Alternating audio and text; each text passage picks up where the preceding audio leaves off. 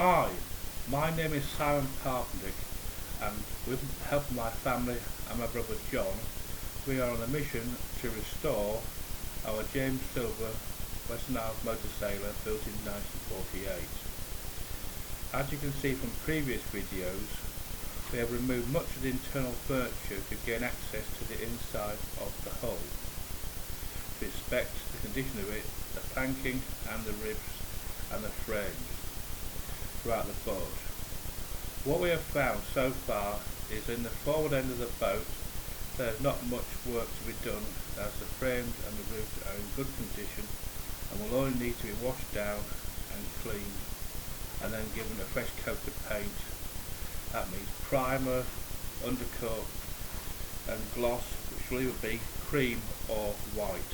I'm not sure which yet, but as we go along we'll find out which looks best. We'll probably put a patch of each in the fore cabin and then think now which is the best. We'll find out later. However, going back from the galley area in the boat, which is situated just ahead of the main cabin, the condition of the ribs is a completely different kettle of fish, in as much as they're broken down the starboard side and down the port side. On the starboard side 10 out of 12 are broken, on the port side 8 out of 12 are broken. This appears to have happened when she was lifted off the transport to where she is now, because the people who lifted her did not have a spreader bar holding the slings and strops apart and actually pinched the boat up as they lifted it. And this is because at the time she had a bit of water in her, her engines, a fuel tank, water tank, and all her ballast and a mast in the boat. So rather than take off the heavy items of the boat first and then lifted her, they lifted her as completely as it was, with all the weight in, which has done damage to the frames and ribs of the boat, which we now have to repair.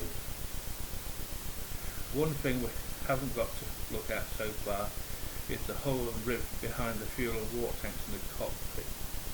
Unfortunately, we ran out of time to do these last time we were at the boat, so hopefully this next time we're up there we'll get the yard owner, who is mobile crane, to help lift the tanks out, because they are extremely heavy steel tanks.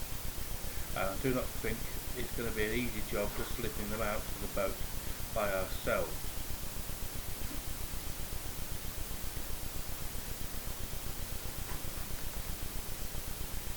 However, what has been found in the boat is that the ribs from the cockpit aft are in a completely different state, in as much as they are a complete dog's dinner.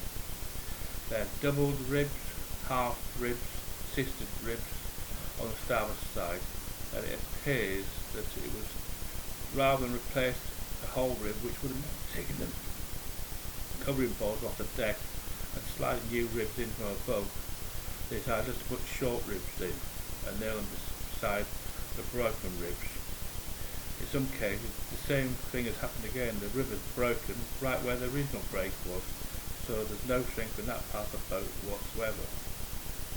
However, the port side appears to be in condition in which it was built, in that there is single ribs between each of the frames, or I should say really, two single ribs between each frame, and they appear to be intact, no break splits, apart from one which has been split due to a repair early on in its life, when they put some fixings in the ribs using an undersized drill and split the rib, which then would have to be replaced.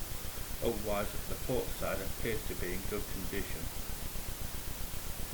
So at the moment one of us is going to be doing rib removal, and the rest of the family is probably going to be cleaning the bilge out with lots of biodegradable bilge cleaner, lots of water and scrubbing brushes until the hull is clean as it was when it was built.